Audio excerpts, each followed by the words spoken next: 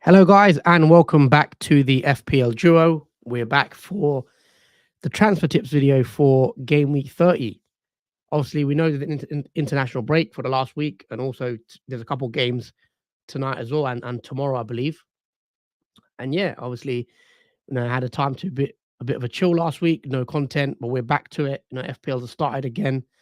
Obviously, FPL have released, the challenge mode as well. I don't know if you've seen it, Jordan. FPL have sort of you've seen it, yeah? Yeah.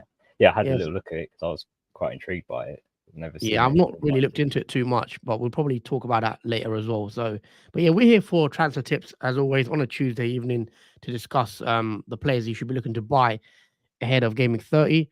But yeah, how you doing, Jordan? How's your week gone? Obviously, previous week international break. Have you been watching much international footy?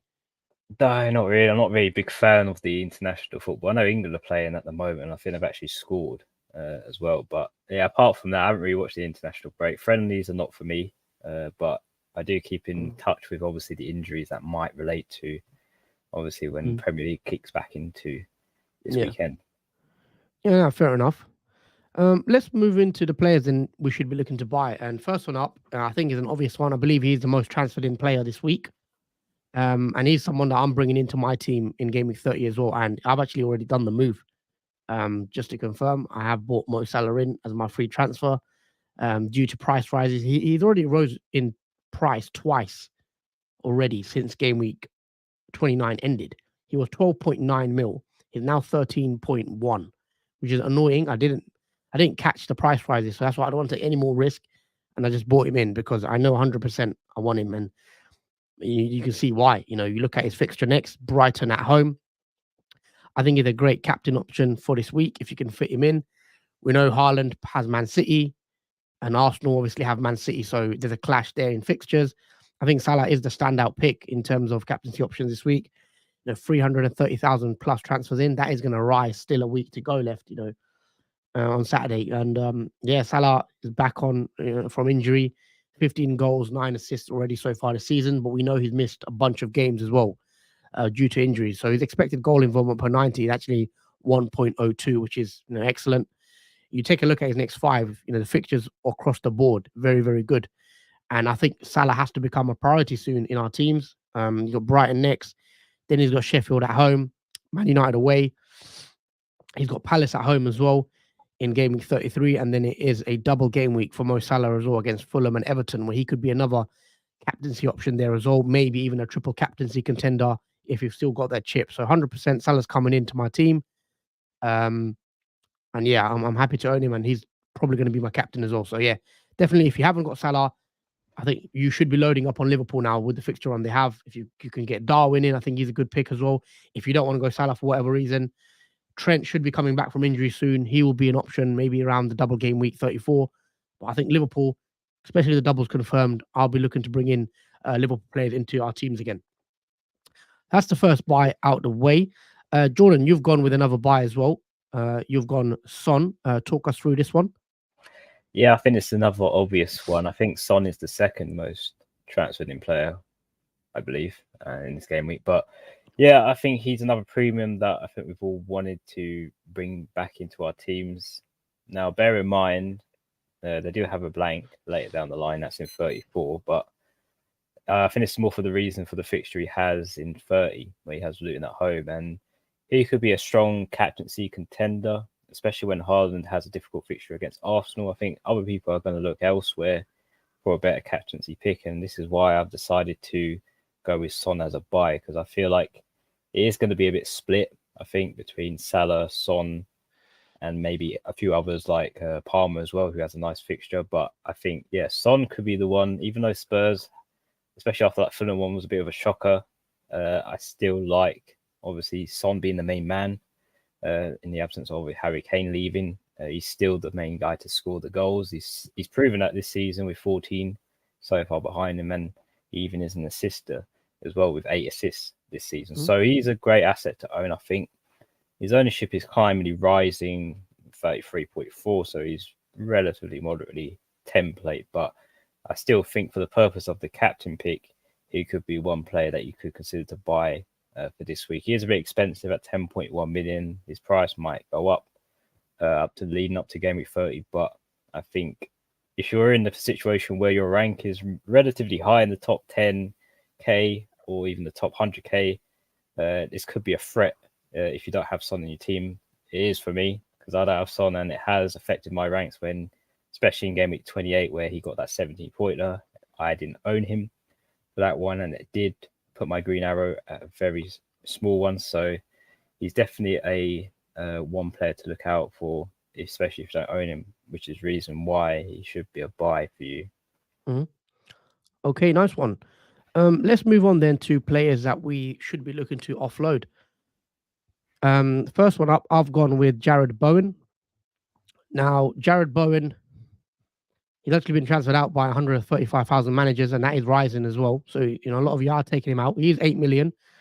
He's quite pricey as well. And the reason for me about taking Bowen out is just because I just think there's better midfielders right now. So we've got 5 slots. Salah, I think you probably have to have him. I mean, Son, you've just discussed Son. Palmer, he's doing well at his cheap price. Saka, and then the 5th slot, you've got other cheaper options that are delivering as well. If you want to double up on Arsenal's midfield, or you want to go for an Aston Villa midfielder maybe, or you want to go for another doubler that had a double in 34. So I probably would be looking to get rid of Bowen. Last couple of games against Burnley and Aston Villa, he had 2 blanks in a row. We know he got the hat-trick in game week 26 against Brentford, but since then, not as good returns. And you take a look at the next 2 fixtures. I mean, Newcastle away, you never know. Newcastle are conceding goals. But, after that it's Tottenham. And then he doesn't have a double either in 34. So I'd rather prioritize bringing in like a Mo Salah if you can get up to Mo Salah from Bowen if you've got enough money in the bank. So for that reason, I would be selling Bowen. I know he still had a decent season in terms of the numbers. 14 goals, 3 assists. However, now I take a look into, the fixtures and the way it turns. I think you could be looking to get rid of him just because I think there's other midfielders that I'd prefer right now in my midfield 5. But yeah, let me know what you guys think as well, guys, in the chat. Do you reckon Bowen is a sell? What would you be doing, if you were a Bowen owner? His ownership, as I said, is 24%, so he's fairly high. So a lot of you do seem to own him. Just a few comments here as well from Harry, says evening all, and then Fatality as well says evening lads. Yeah, evening to you boys. I hope you're well. Also, guys, make sure you do smash the like button on the video if you are enjoying the content, and always make sure you are subscribed to the channel as well. Next up, we've got another player that we're looking to sell. Talk us through this one. You've gone with Tony. Obviously, I'm an owner of Tony as well. Yeah, I mean, Tony's not the highest player owned at the moment, only just edging over 10% at 11.1, but that's slowly dropping. I think perhaps because of the blanks that Tony has sustained. I think his only return was the goal against Liverpool in double game week 25, and since then it hasn't been much really coming from Tony. Even though he's the main man pretty much for Brentford to rely on to score these goals, it hasn't really gone his way throughout these last 4 game weeks, especially for the Burnley away one, where he only got the 1 point from that match, where we expected a whole lot more from that, because I feel like a lot of people captained him for that week as well, which I feel like this is why the frustration is coming from in terms of selling Tony, especially with 113 transfers out for him, even though his ownership is not that high. I still think he's a sell. You could look to a cheaper forward as well if you have 3 lined up, like Muniz, for example. He's a very popular pick for Fulham. He's got a nice fixture. In comparison to Brentford, though, they haven't really got going this season. They've struggled a lot, and there's not really much for them to play for. I wouldn't say they're in the relegation battle as of yet, so there's not really much fight coming from them that I've seen, at least from the last 4 game weeks. So this is the reasons why I think Tony is a sell.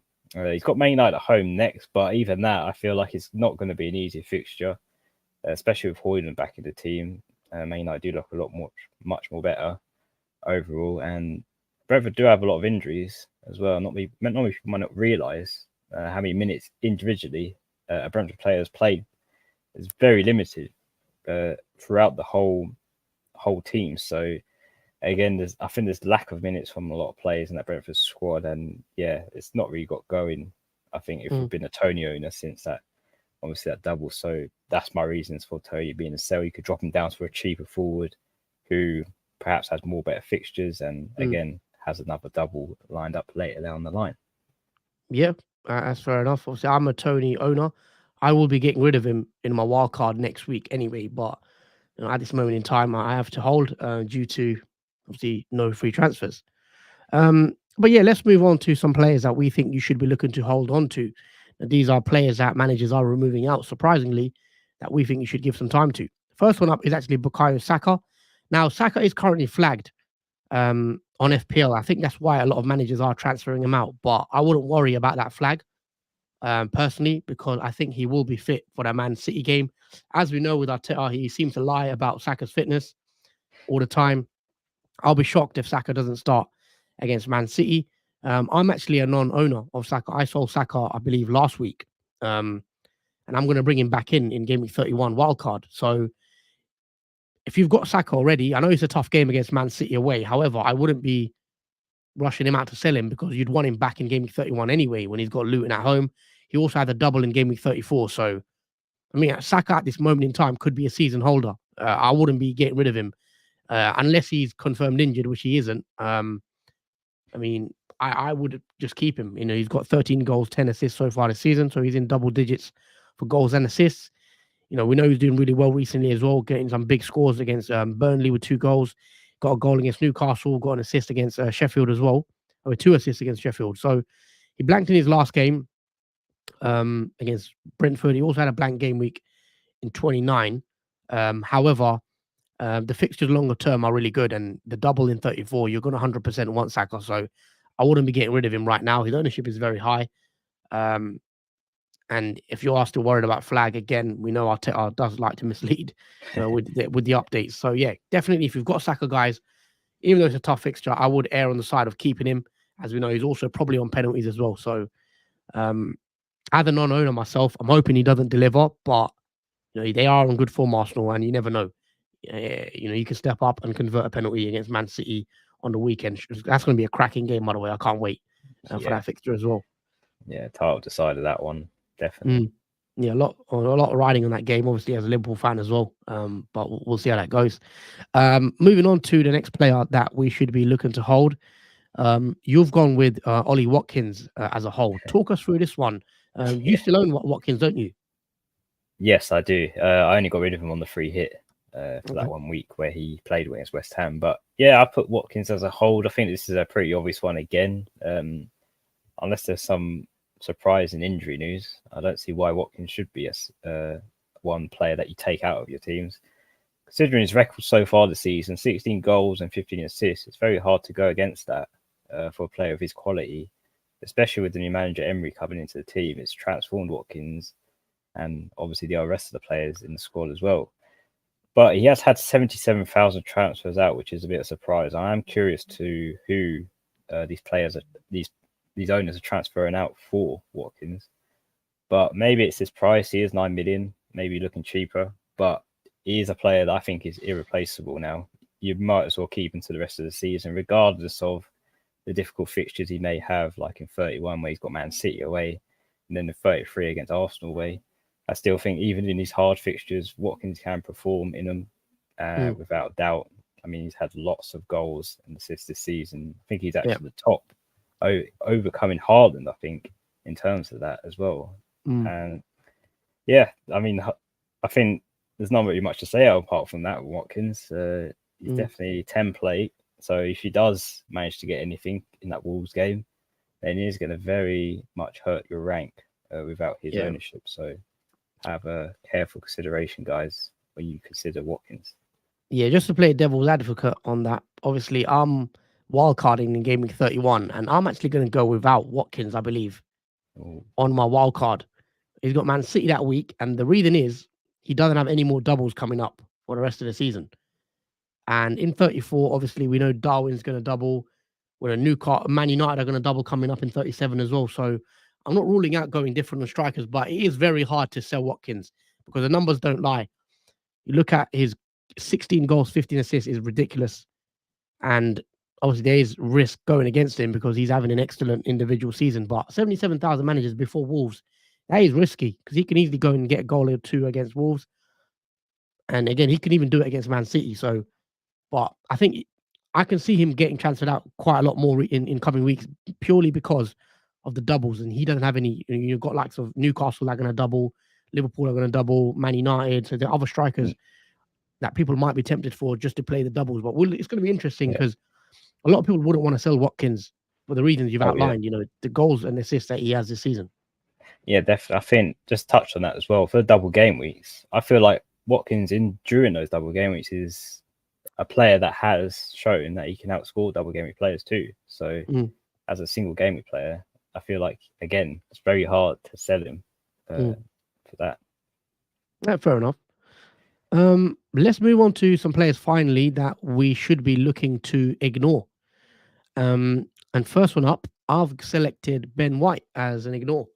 Now, Ben White has been transferred in by 66,000 of you managers already before he plays Man City away, which I'm not sure why he's so popular. I know he's actually having a really good season as well. I believe he's the highest scoring defender in the game. He is, which is surprising. I'm just going to double check that.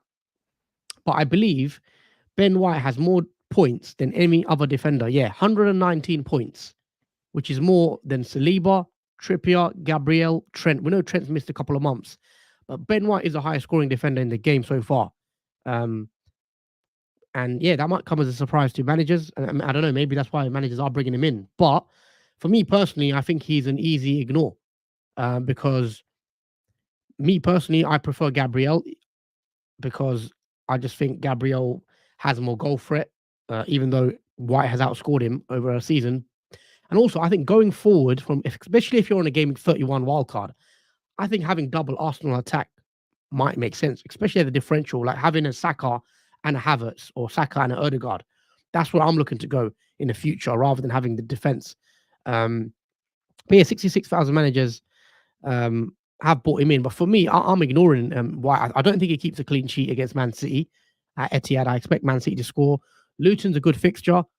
We know he's got a double in game week 34 as well, but there's only 3 slots for Arsenal. And for me, Gabriel is one of those. Saka is one of those. And me personally, I want to leave that third slot for an Havertz or an Odegaard or even a Martinelli. Want to go different, especially later on down the line when there's going to be opportunity to go different. So for me, that's why Ben White is an ignore. But let me know what you guys think because I know Harry doesn't agree. He thinks Ben White is a buy. But yeah, we've gone with the ignore. Jordan, who you gone with ignore as well? Then you're the final player we've picked. You've gone Foden, which is interesting as well. Talk us through your thoughts on this one. So yeah, I've gone with the rival opposition player Foden, the midfielder, obviously, who's got Arsenal at home. I just feel simply because that fixture alone is going to be tough. I don't see it being high scoring. And whenever it is this kind of fixture, you only see like a player that's not really highly owned score or get a return other than the main player like a Foden would. But at 32.5% ownership, he has been brought in by 73,000 of you, despite that. And he has had a blank against Liverpool away when he got the 1 point. I feel like it's going to be similar against Arsenal at home. I don't really see much coming from Foden whatsoever in that game, but maybe an odd chance he could score. But again, it's a fixture where I don't expect a high scoring one from him, like I would against like Man United, where he scored those 2 goals, for example. But yeah, I mean, afterwards, you could consider bringing Foden in when the fixtures do swing and change in his favour. But yeah, I just feel like it's not for me. I have other midfielders in mind that I could bring in that have a better fixture, and that's pretty much it. I think on Foden, it's pretty simple. Fair enough. Yeah.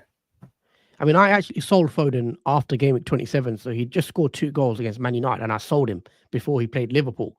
Obviously, at the time, that looked crazy because he was on the form of his life, scoring back-to-back 11-point now, then a 15-point now. But,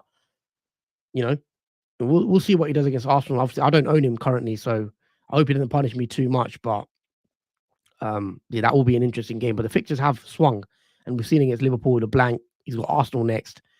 We'll have to see what he does. But yeah, those are the 8 players that we've selected, guys. Let us know what you think. If we could quickly recap and just go through, Jordan, from the top, the players that we've selected. Yeah, so from the buys, who we think you should bring into Gameweek 30 are Salah and Son. The players we think you should sell ahead of Gameweek 30 are Bowen and Tony. The players we think you should hold on to are Saka and Watkins. And finally, the players we think you should ignore for this week are Ben White and Phil Foden. Brilliant. So those are the players that we've selected. Let us know if you guys agree in the chat, you disagree. Yeah, drop it in the comments. Also, guys, make sure you do smash the like button if you are enjoying the content, and also make sure you are subscribed to the channel as well, as all your support is appreciated. I think England are winning, or England are losing 2-1. I think Jared Bowen just had a disallowed goal, and Tony has scored actually as well for England, but England are now 2-1 down to Belgium. That is actually ongoing as well right now for those that want to watch that game. But yeah, we are going to wrap it up here. I think we're going to be back again on Thursday evening, same time, 8 p.m. Thursday, so we can talk about the team selection video and go through what our teams are looking like in terms of transfers. And you'll see what transfers we've done. Obviously, a lot to discuss as well. So yeah, that's it from us, guys. Thank you for watching. Really appreciate your comments. Thank you, Trini Guna, for the comments as well. Harry only disagrees with White. Any more I miss? I think that's everything. But yeah, thank you. Join us again on Thursday, guys, for the team selection video, and then back again on Saturday for deadline stream as usual. Can't wait for the Premier League's back. Should be exciting, and yeah, I'm looking forward to it. And yeah, anything else you want to add, Jordan? Yeah, absolutely. It's nice to be back in terms of obviously doing this content for Premier League and fantasy football. But yeah, tune in for the team selection on Thursday. Should be interesting. Obviously, we have to review obviously Gameweek 29 as well for those who missed it. But yeah, until then, take care, enjoy the football, and see you then.